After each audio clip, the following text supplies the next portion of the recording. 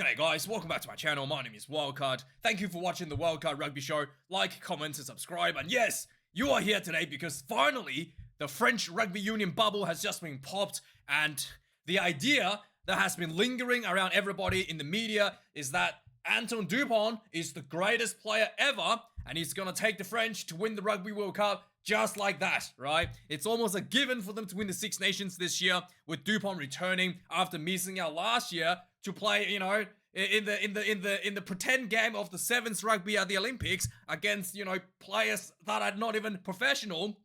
I mean, albeit it is a good effort for him to win the gold medal, but hey, the cost of him not playing for his national team at the Six Nations last year is starting to show.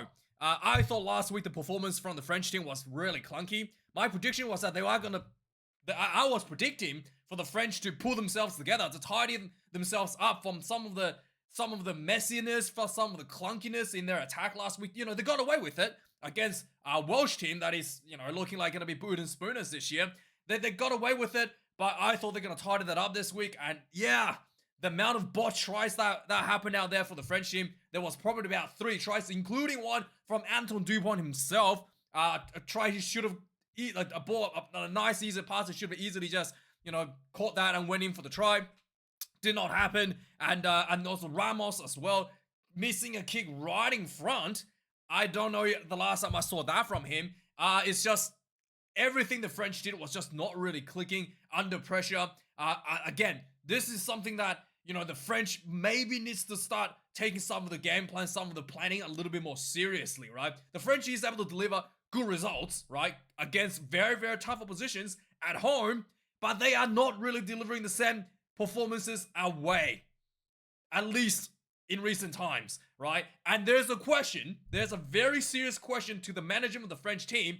Are they really gonna bring the B team, a bunch of, you know, newcomers down here to New Zealand, not to, you know, across the Tasman from me, I'm in Australia, but they're gonna really bring a bunch of B team players to New Zealand and play the All Blacks in the 3-test series in July this year? If they do that, they can seriously forget about they can seriously forget about winning the World Cup anytime soon in their lifetimes amongst these players, right? Because this is already starting to show. You can't just, again, every season they can't get away with it, like, you know, by playing against, you know, Australia and, you know, teams that are pretty weak in the July Test series. England brought their full strength teams down to New Zealand last year. Despite their close loss, you can see that the England team is building. They're building towards something, they're adjusting, they're changing their game plans, they're building on their positives, albeit very slowly, but they're definitely making a change from the way that they used to play under Eddie Jones. And the French, quite frankly, has been disconnected all over the place. And if they gotta come down and play the All Blacks and waste that absolute golden opportunity to play one of the best teams in the world, in hostile territory like they lost tonight, they should really think about, you know, potentially changing some of the upper management. Maybe even if it's Gautier's idea, maybe even considering finding a new head coach in that regard, because this is already showing some problems with the French team. And it's their consistency of playing with the same players. It's a consistency of not having Antoine Dupont in the team. And yeah, and they had every opportunity to win this game, and they did not do so. They just did not do so, right? For the England team, I thought it was very, very well done. Everything that they failed to do last week, they've improved upon it. They had a game plan coming to this game, and it was just not working. They tried to play the kicking game early on against the French. They were getting dominated. They couldn't even, for the first 20 minutes or so, I think, couldn't even hardly get out of their own half with the lackluster kicking game that they were putting on. And then England adopted, right? They play rugby. They back themselves to play more of a physical game, something that Maori Itoje has called out this week towards his team, and they delivered. I really like that. I mean, Itoje told his fellas, "Are you gonna be more physical?" And the players responded, and they responded with physicality, and they didn't just play against the clock and try to hold on to a 1-point lead. They tried to play rugby, and they pushed themselves all the way to the end, and they grinded it out with the hard way. They grinded out physicality. The number of breakdown turnovers from the England 4-pack, both the Currys and Ben Earl, was absolutely outstanding. The French breakdown was an absolute mess, left and right. The French forwards were just, quite frankly, I thought the French front rowers were extremely soft tonight. Extremely soft. They got pretty much dominated in the scrummaging. There was one call to their favor, and I thought I was a backcourt. I thought England, no backcourt. I thought England, it was actually technically Finn Baxter's fault. But outside of that one scrum, I thought England rugby had had the physical dominance in the scrummaging, and had physical dominance in breakdown, had the physical dominance in the tackling, and I just think that some of the French, the tie forwards especially were a little bit soft tonight as well. So yeah, outside of that, I saw Finn Smith at 10 was really brilliant as well. He brought a bit of different style to the style of Marcus Smith, and the options that he selected tonight when it comes to the England attack was really good. At the end there, when Elliot Daly went through, Finn Smith had a few options. He could have gone out wide, and he picked the exact runner, the short ball from the decoy runner from Elliot Daly to come through, and it's just really brilliant. Just his game sense was actually quite impressive, despite it very fresh to the international test arena there as well. And yeah, and I think probably the most important thing is, unlike last week, England persisted on that stupid game plan of kicking game and couldn't quite crack it, and persisted through all the way till the end, to the last 5 minutes before finally changing things up against Ireland. England changed the game pretty much around half time. They came out the second half with much more wider style of rugby, much less kicking, much more strategic, and much more fit. Yeah,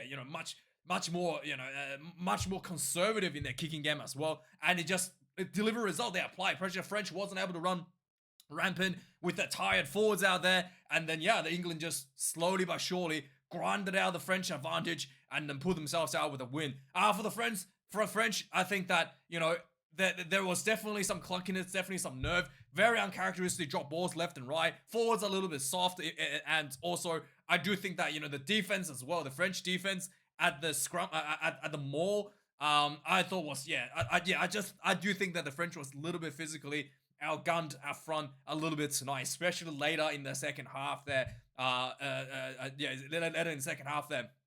And so let me know your thoughts about how the French should approach their future in terms of developing their team. Do they still bring on the B team to play the All Blacks and waste an opportunity to hone their skills away, right? This is clearly nerves that's getting into the players, causing these drop balls, a lack of consistent, partnership between the players that's causing some of these issues. They definitely have the talent. They had every right to win this game tonight, the French.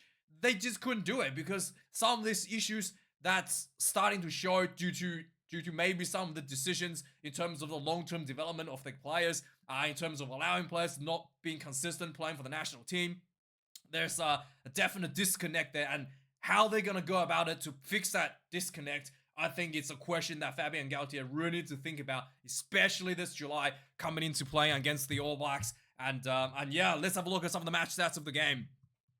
484 run minutes with England, 607 for the French, and they somehow score one less try. That is something that needs to be questioned. 19 turnovers conceded against the French. Again, like I said, the breakdown was absolutely outstanding from the English loose forwards. 123 tackles were made by England, 24 missed tackles. 108 tackles were made by the French, 30 missed tackles. Poor, soft defense from the French forwards. That's all I wanted to say. 46 kicks in for England, 37 for French. The French was winning the kicking game despite having fewer kicks. The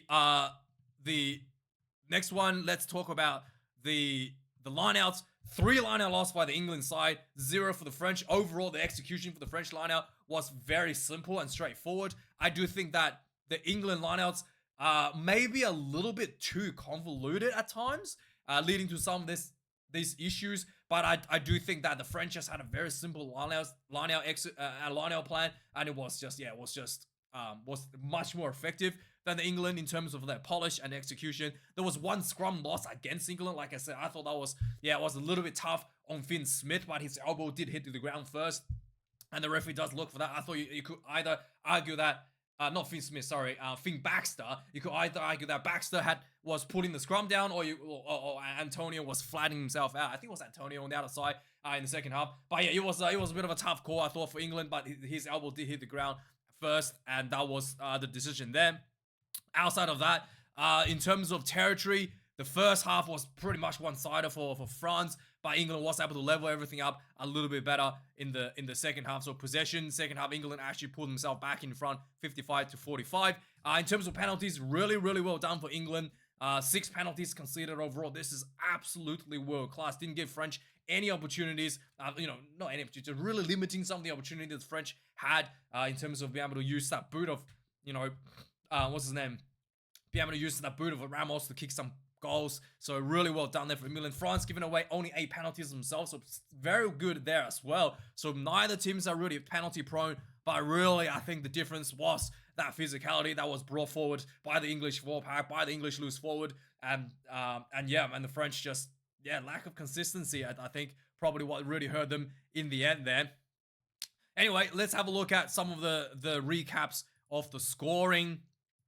So yeah, for the first 20 minutes or so, the English was pretty much losing the kicking game. There was a penalty 11 minutes in. Ramos tried to kick this one right in front, something that probably I could have popped this one over, and he missed somehow. And then there was it took about 29 minutes before finally France gets through with a bit of with a try. Again, loose ball.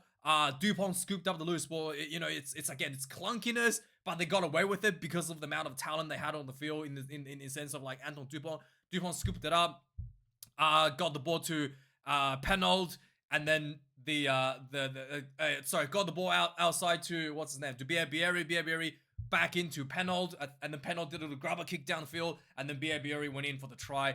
7-0 for the French. 35 minutes in the game, England pulled themselves together with a bit more physicality. There was a 5-meter scrum for England. I just want to mention that now they changed the law that the halfback cannot be pressured past the center of the scrummage line. Basically, the halfback cannot be pressured. It's a massive advantage to have a scrum close to the opposition try line, because the halfback can just get the ball uncontested from the attacking team. So I think they need to change this law, because England can just literally there was absolutely no threat to the England attack here, and it's just a free ball for them to pick whatever they wanted to do here. So they need to fix that. They can't have uncontested halfback at the back of the scrum this close to the try line.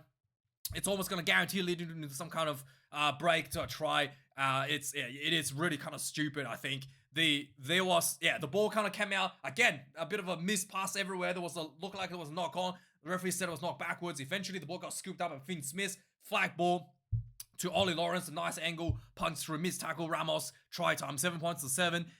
Just before half time, there was a penalty to, what happened here? There was a, so that was half time score, 7-7. England was happy to go in there. Just second half, 2 minutes in the second half, there was a really interesting, like I said, there was so many missed opportunities for the France. There was one earlier, I think, with Antoine Dupont knocked on just before the try line. There's another one. Bieri got ripped. The ball, Marcus Smith 1-on-1, and it was free. Ran down the sideline. He could probably go on in himself. He just put his legs down. Could have probably reached in for the try. It was 5 meters short. He tried to throw the ball infield to his teammate. Wildkard dropped the ball. Just so many of this happened in the French team was just kind of unforgivable. 48 minutes to the game, there was a penalty to France. A penalty to France for English offside. They kicked 3 points.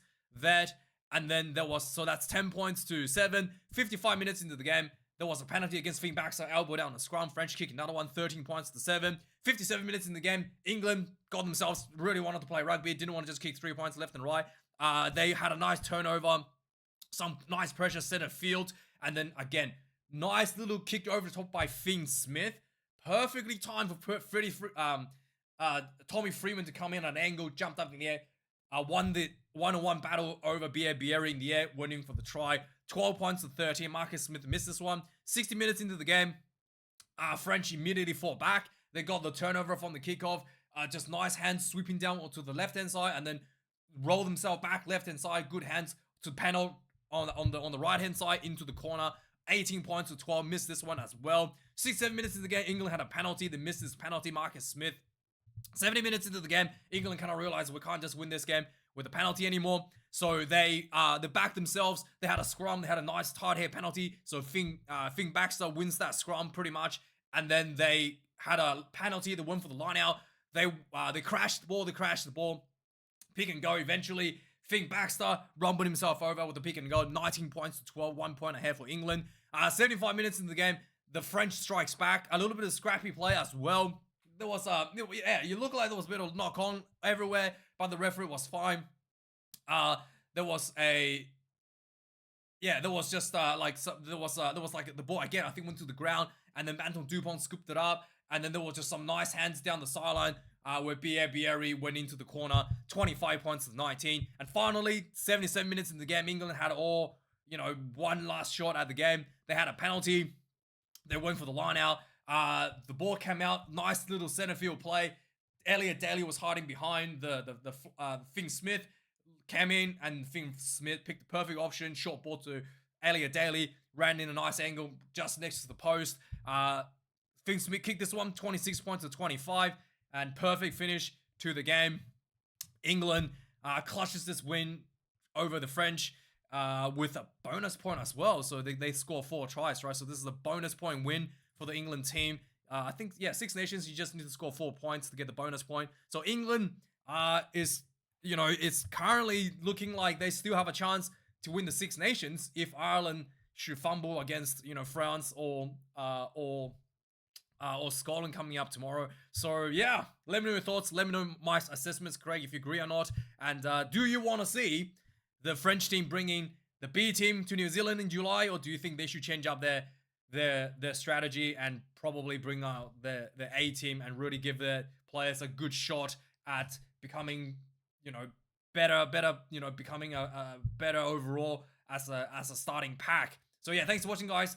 See you later. Have a good one. I'll see you later for the Irish game. Cheers.